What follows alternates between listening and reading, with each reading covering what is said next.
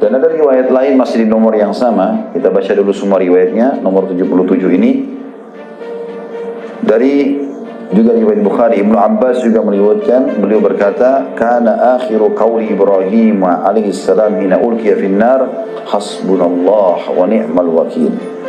Akhir kata-kata Nabi Ibrahim AS saat dilemparkan ke dalam api ialah, cukuplah Allah menjadi penolong kami dan Allah adalah sebaik-baik pelindung. Surah Al-Imran 173.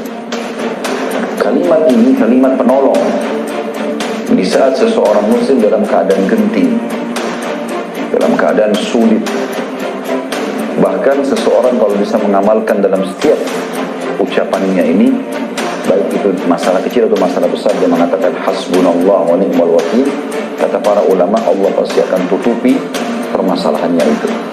Dan Ibnu Abbas radhiyallahu anhu menyebutkan di sini tentang masalah Ibrahim alaihissalam mengucapkan pada saat dilempar di api untuk menjelaskan, ketahuilah kalau Ibrahim alaihissalam selamat justru karena kalimat ini. Api berkobar dilempar ke dalamnya dan selamat justru karena kalimat hasbunallah wa ni'mal wakil. Ada yang fitnah kalau itu sekalian, hasbunallah wa ni'mal wakil. Ada yang ganggu, hasbunallah wa ni'mal wakil. Selalu kita ucapkan, Allah akan jadi pelindung bagi dia. Kita pasti akan ditolong dan kita akan dilindungi. Dan kasus Nabi Muhammad SAW disebutkan dalam hadis ini, dan Nabi Muhammad SAW ucapkan pada saat orang-orang berkata kepada beliau. Jadi ini ahli tafsir mengatakan ini terjadi pada saat kasus Hamrat Asad, peperangan Hamrat Asad. Jadi di perang Uhud Nabi SAW muslimin sempat terkalahkan dan luka-luka semua badannya. Ini pernah saya ceritakan kisahnya. Tidak ada satupun sahabat termasuk Nabi SAW kecuali luka, dan minimal mereka punya 3 luka di badannya. Sabetan pedang, tombak, luka semuanya. Sampai ada sahabat tidak bisa lagi jalan, tinggal dipikul lalu dimasukkan ke dalam rumahnya. Itu terjadi di tahun 3 Hijriah di hari Sabtu.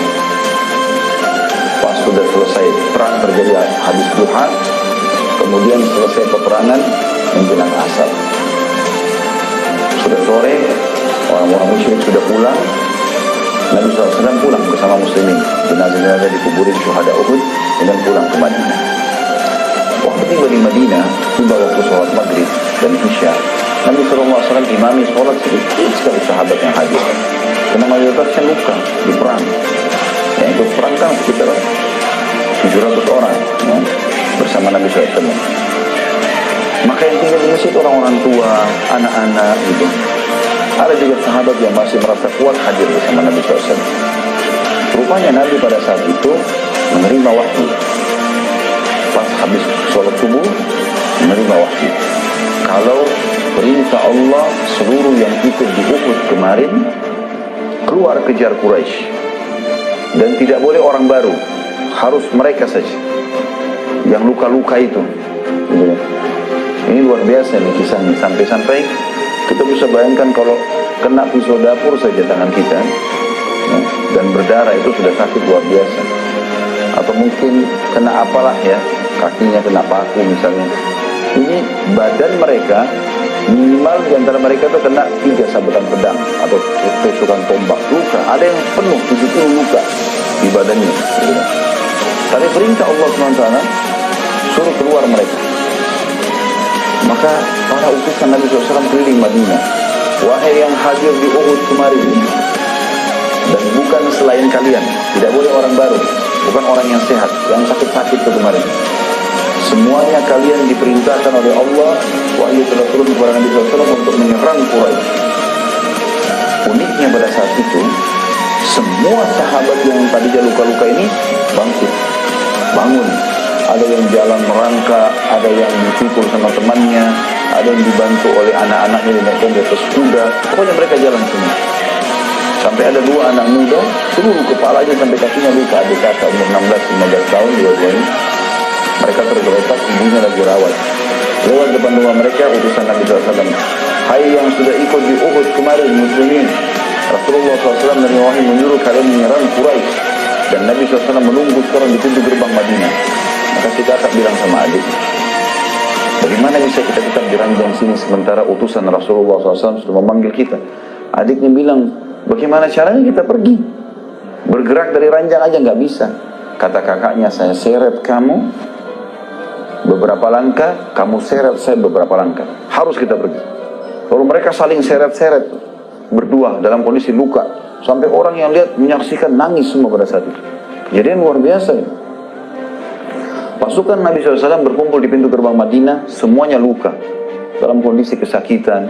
Ya, mereka masih ada yang ditampal dengan daun-daun badannya. Baru Nabi SAW melihat mereka, lalu mengatakan, bergeraklah, bergerak, jalan. Bukan pasukan baru ini. Rupanya, orang-orang munafik di Madinah mengirim informasi kepada Quraisy. Quraisy masih istirahat di satu tempat namanya Hamrat Asad. Lokasi. Kalau Hamrat Asad itu terjemahnya sebenarnya singa merah ya. Itu makna, itu nama sebuah gunung di sana. Yang gunung itu kelihatannya bentuknya mirip singa dan warnanya kemerah-merahan. Itu sebagian ahli sejarah mengatakan. Sebagian lagi mengatakan memang di situ diberikan nama saja Hamrat Asad. Maka orang-orang Quraisy bingung. Mereka lalu bertanya kepada orang-orang munafik yang datang bawa informasi. Yang Muhammad bawa ini pasukan baru atau pasukan kemarin? Kata mereka yang kemarin, dalam kondisi luka-luka. Jadi bukan orang baru untuk berperang.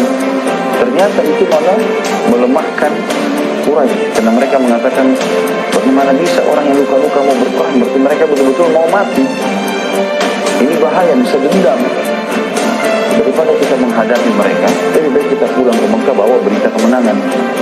Lalu mereka mengutus beberapa orang menuju ke pasukan Nabi SAW untuk menakut-nakut. Datanglah beberapa orang ke pasukan Nabi SAW lalu mengatakan, hai Muhammad, berhijab, hai muslimin, kalian mau melawan lagi, kemarin yang sudah kalah. Dan ini terjadi hari Ahadnya. Karena Nabi SAW keluar hari Ahad pagi. Quraisy juga sudah bergerak meninggalkan Hamrat Asad. Janganlah kalian melawan. Karena pasukan Quraisy 2.000 lebih. Pasukannya kan 3.000 orang. Ada korban beberapa orang, 2.900. Pasukan Quraisy masih ada. Mereka sudah kuat dan mereka akan menyerang kalian. Saya takut. Ternyata seluruh sahabat bersama Nabi SAW itu 700 orang atau 630 orang, ada 70 korban Uhud ya, pada saat itu mengatakan hasbunallah wa ni'mal wakil. Allah sebaik-baik penolong dan pelindung. Itu makna daripada potongan perkataan Ibnu Abbas radhiyallahu dan Nabi SAW ketika mereka mengatakan kepada Nabi SAW, sesungguhnya orang-orang telah bersatu untuk melawan kalian, maka Quraisy akan kembali melawan. Maka takutlah kepada mereka, pulanglah ke Madinah sebelum kalian dibunuh semua.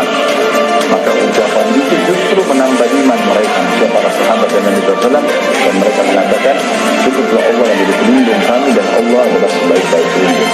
Justru Allah membuat mereka ketakutan. Akhirnya orang-orang Quraisy pulang semua dan Nabi SAW tiba di Hamrat Asad pada saat itu dan berkemah di situ selama 3 hari untuk membuktikan pada Quraisy memang betul-betul mau berperang. Tentu banyak hikmahnya di sini. Hikmah yang pertama, perang Uhud adalah perang kedua Muslimin. Artinya masih baru berperang. Sebelumnya Badar menang, sekarang Uhud kalah, gitu kan? Maka itu membuat shock secara kejiwaan. Supaya sahabat tidak syok berperang, tetap mau berperang, maka hikmah ilahi disuruhlah mereka keluar. Dan ternyata betul, dengan mereka keluar, Quraisy takut. Jadi tidak berpengaruh masalah luka-luka mereka itu. Akhirnya mereka pulang ke Madinah dalam kondisi kuat. Walaupun mereka dikalah di Uhud, ternyata di Hamrat Asad mereka tunggu sampai 3 hari, Quraisy tidak berani datang. Maka menghidupkan kembali ma'nawiyah dalam bahasa Arab, artinya semangat itu kembali lagi hidup untuk berperang, dan betul terjadi. Setelah itu para sahabat semangat lagi mengejar mati syahid. Yang kedua, hikmah adalah untuk membuktikan kepada para sahabat, kalaupun kalian sampai berperang dalam kondisi kalian luka-luka, tetap Allah akan berikan kemenangan pada saat itu. Kalau seandainya Quraisy kembali menghadapi muslimin di Hamrat Asad, maka Allah akan memastikan kemenangan. Walaupun mereka luka-luka dan akan terjadi korban yang besar pada Quraisy. Tapi karena mereka tidak kembali, maka Allah SWT memberikan ketenangan jiwa kepada muslimin dan menganggap sudah menang. Ketiga, memberikan hikmah kepada tentang kisah itu tentunya kepada para sahabat kalau memang target seorang muslim adalah akhirat. Kalian dengan sudah niat mati syahid, tujuan surga, sudah jangan setengah-setengah. Badan sudah luka sekalian. Jadi mereka pun semangat pada saat itu mengejar mati syahidnya. Jadi kalimat ini Bapak Ibu sekalian gunakan dalam setiap keadaan. Hasbunallah wa ni'mal wakil. Hasbunallah wa ni'mal wakil. Selalu kita ucapkan. Apa saja kita merasa tidak nyaman, hasbunallah wa ni'mal wakil. Keinginan belum terpenuhi, ya, niat-niat belum tersampaikan, kaki belum sampai ke tujuan, ya, tangan belum sampai menjama. Hal itu adalah hal-hal yang merupakan hak kita dan keinginan yang baik, maka hasbunallah wa ni'mal wakil. Ya.